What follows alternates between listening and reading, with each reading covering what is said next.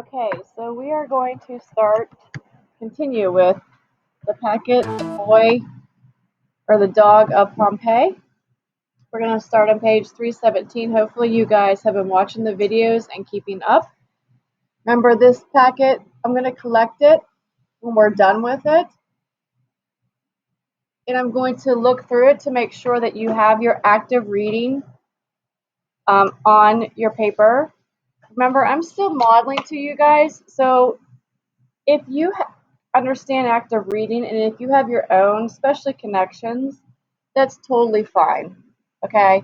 I'm just still modeling to you what active reading is just because we've missed a lot of school. We need to. And so yesterday we got to page 317. And we're going to start down by the visual of Pompeii.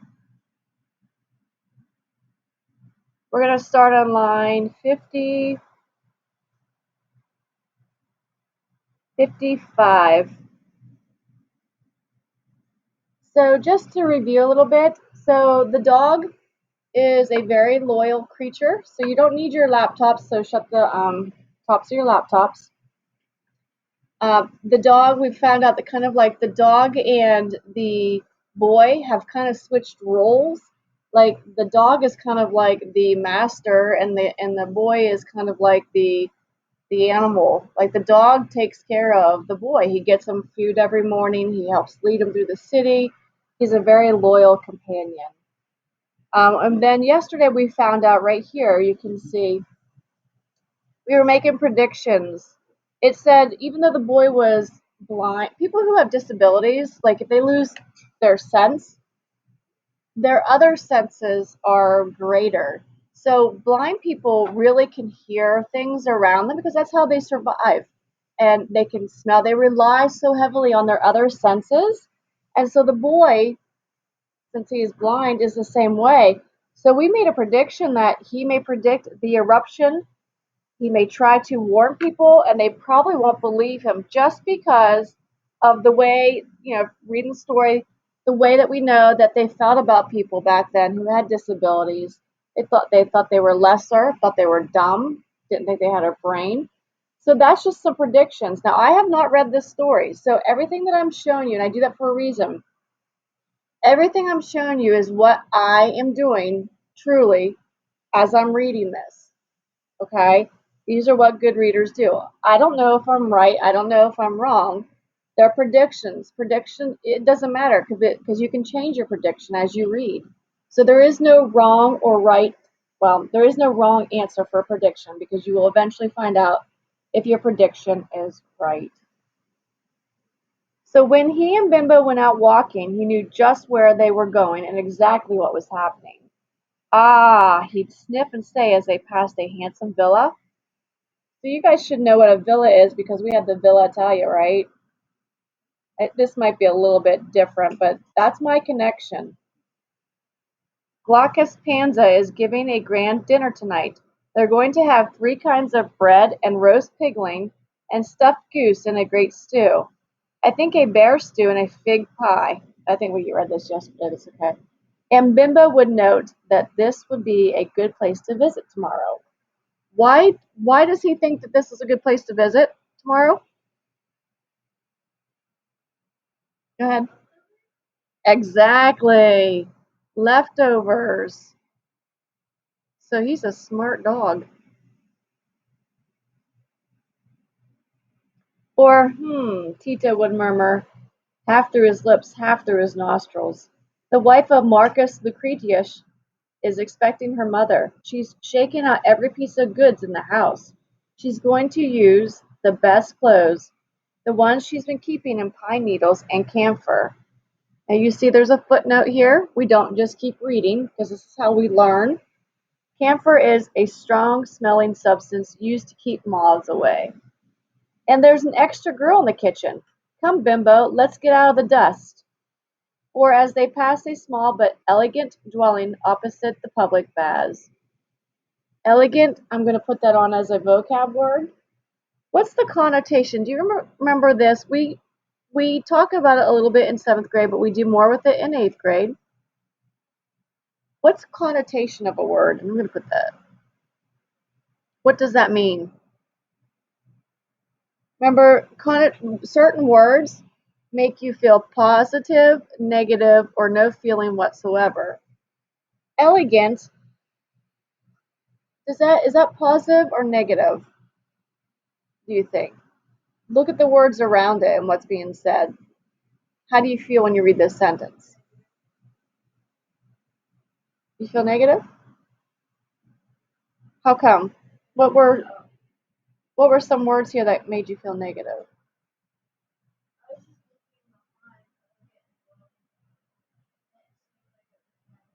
Okay.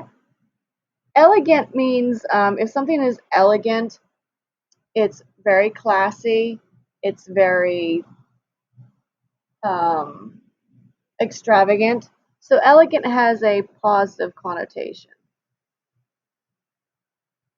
Too bad. The tragic poet is ill again. It must be a bad fever this time, for they're trying smoke fumes instead of medicine. Phew, I'm glad I'm not a tragic poet. Or as they neared the forum, I believe I put forum on there. No, I didn't. So a forum is kind of like a place, especially back in the times of the Romans and the Greeks. Um, they were very educated people. Latin, that's why I'm teaching you roots. Latin is such a hard language, but you're very intelligent if you learn Latin. A forum is a place where they would gather and speak and discuss and talk. It's a gathering place. What good things they have in the, I don't know if that's Macellum or Macellum today. It really was a sort of butcher, grocer, marketplace, but Tito didn't know any better. He called it the Macellum. Dates from Africa, and salt oysters from sea caves, and cuttlefish, and new honey, and sweet onions, and ugh, water buffalo steaks. Oh man, that's some different sounding food, but it fits the place where the store, fits the setting. Remember, where was Pompeii? Do you remember where it was? And where's Rome? What country? Italy, yes. It was in southern Italy. So, do you know anything about Italy? Like, remember it talked, there's grapes there. It's in the Mediterranean, like over there. So, these fish and all these foods, that's what they would eat. Plus, there weren't like big department stores back then. Come, let's see what's in the forum. And Bimbo, just as curious as his comrade, that was friend, I think we knew that one, hurried on. Being a dog, he trusted his ears and nose, like Tito. Oh, so there's some similarities between the dog and his partner. They both use their senses. More than his eyes. And so the two of them entered the center of Pompeii. Here's big letter C. Theme versus topic. Remember, we're still working on theme, and theme is what? Do we know what theme is now? Go ahead, Logan. Okay, it's the life. Yep, life lesson. We just remember that it's the life lesson. Um, what details help you infer that Bimbo is important to Tito? We talked about inferencing. We talked about inferring. That's where you use all of your reading skills to make an educated guess about something. So what details help you infer that Bimbo is important to Tito? And I kind of did that one before we started because we reviewed. Do you have any details?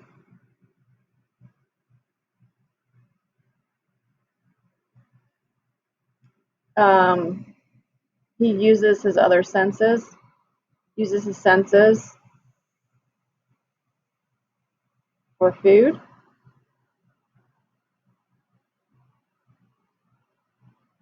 They cuddle up at night. He keeps them warm.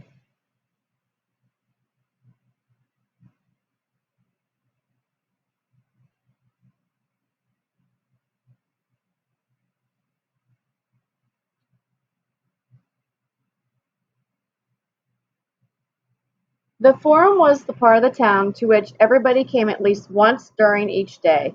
It was the central square, and everything happened here. There were no private houses, all was public. The chief temples, the gold and red bazaars, the silk shops, the town hall, the booths belonging to the weavers and jewel merchants, the wealthy woolen market, the shrine of the household gods. Everything glittered here. The buildings looked as if they were new, which in a sense they were. The earthquake of 12 years ago had brought down all the old structures. And since the citizens of Pompeii were ambitious to rival Naples and even Rome, so these are cities in Italy, they had seized the opportunity to rebuild the whole town, and they had done it all within a dozen years. There was scarcely a building that was older than Tito. So Pompeii was not a stranger to rebuilding.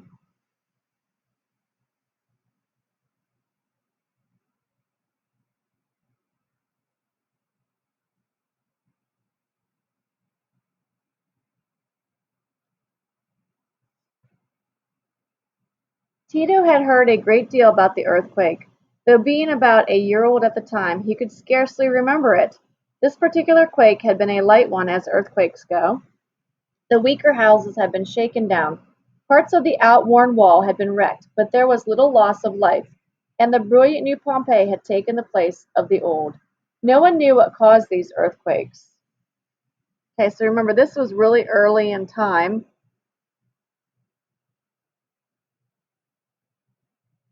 Um, Science was young, so there wasn't the science like you guys have today and scientists, because now we know why earthquakes happen. Records showed they had happened in the neighborhood since the beginning of time. Sailors said that it was to teach the lazy city folk a lesson. So remember this term folk when we were reading folk tales? Remember that video? What does the term folk mean? Well, if you watch that one video, folk is what? This was the term that they used. It refers to people, usually common people.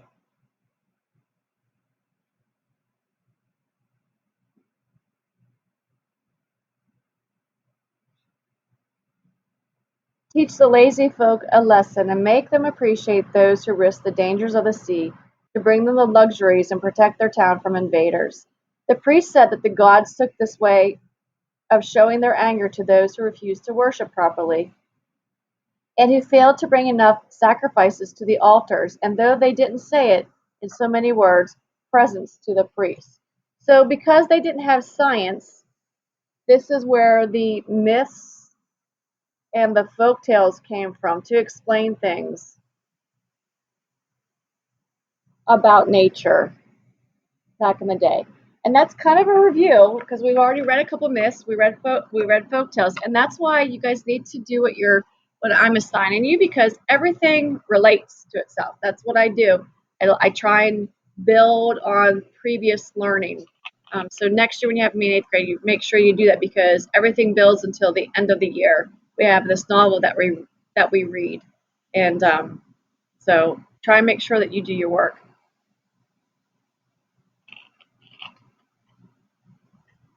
So it sounds like the priests like to get presents. Who doesn't, right? The tradesmen said that the foreign merchants had corrupted the ground and it was no longer safe to traffic in imported goods and came from strange places and carried a curse with them. So here's the vocab word, and I'm going to put the vocab words on today, so they'll need to be in your digital notebook before Monday. Corrupt means to cause something to change from good to bad.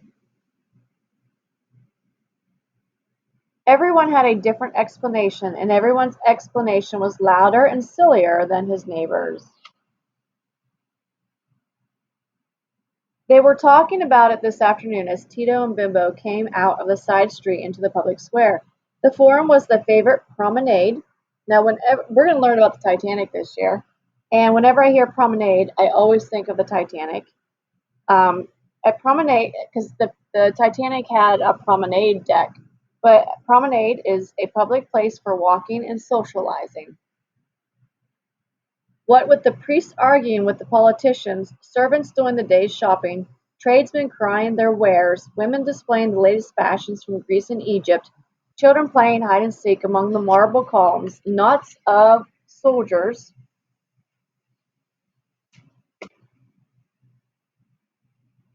and peasants from the provinces, to say nothing of those who merely came to lounge and look on.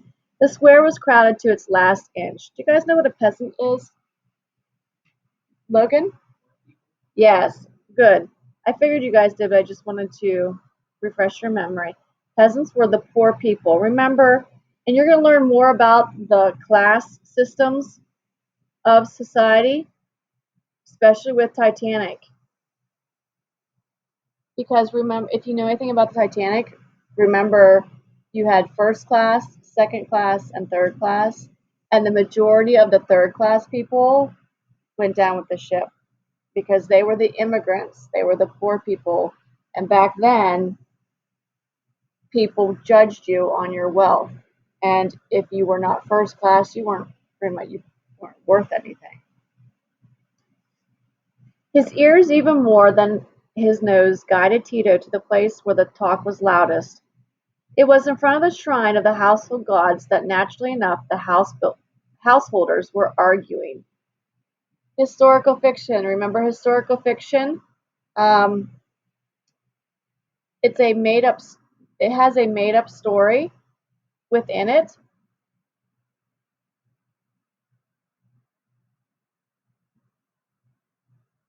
but the place and names are true, and events. Because that story, Titanic, came out in 1997. I can't believe it was that long ago. I actually saw it in the movie theater. That's how old I am. When it came out, people, young people, there was a Jack that survived or died on the Titanic, and his grave is over in somewhere over in Europe somewhere. People went to his grave after this movie. They thought it was Jack Dawson. Jack Dawson was the main character in Titanic, but he was not a real person. Jack and Rose, that love story was not true. But the people on the Titanic, like John Jacob Astor, Madeline Astor, Captain Smith, those were really the people that were on there. And the events that happened on the Titanic were true. James Cameron just added a story within it to make it a love story. So that's historical fiction. And I love to read historical fiction because I don't like to read textbooks, but I like to learn. So historical fiction is a good way to learn about things and not be bored.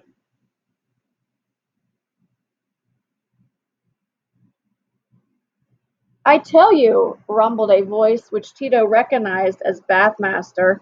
Now I know over in Rome, they had baths, natural springs and things where they would go. Rufus says, there won't be another earthquake in my lifetime or yours. There may be a tremble or two, but earthquakes like lightning never strike twice in the same place. Do they not? Asked a thin voice. Tito had never heard it. It had a high, sharp ring to it, and Tito knew it as the accent of a stranger. How about the two towns of Sicily that have been ruined 3 times within 15 years by the eruptions of Mount Etna? I know Sicily is in Italy, so Mount Etna must be in Italy as well. And were they not warned? And does that column of smoke above Vesuvius mean nothing? So I know that Mount Vesuvius is the mountain that erupted and buried Pompeii. And so when people say things about certain things, and that's where in 8th grade we work on our critical thinking because we don't want to believe everything we hear, but there might be truth to some rumors that go around, and we want to be able to analyze and make a good decision whether or not should we believe what's going on or should we not believe. That Tito could hear the grunt with which one question answered another. That's always there. We use it for our weather guide. When the smoke stands up straight, we know we'll have fair weather. When it flattens out, it's sure to be foggy. When it drifts to the east, yes, yes, cut in the edged voice. I've heard about your mountain barometer, but the column of smoke seems hundreds of feet higher than usual, and it's thickening and spreading like a shadowy tree. They say in Naples, oh, Naples! Tato knew this voice by the little squeak that went with it. It was Attilio, the cameo cutter. Cameo is a shell or gem with a picture carved in it. They talk while we suffer, little help we got from them last time. Naples commits the crimes and Pompeii pays the price. It's become a proverb with us. Let them mind their own business. So that kind of sounds like a little bit of arrogance there. Obviously, obviously, they use the mountain and they use the smoke to tell them about their weather, but this guy's not listening to another guy just because he's a little bit prejudiced against strangers. He doesn't want to be told what to do, but obviously someone has noticed the smoke has changed. So we are going to stop there. That this is video number 4. Make sure you bring this back. Remember, don't lose this packet because I'm going to collect it. It's going to be big points. It's a big packet. If you are virtual, you need to make sure that you pull this up on Cami, open it first, and then share it with me when we are done.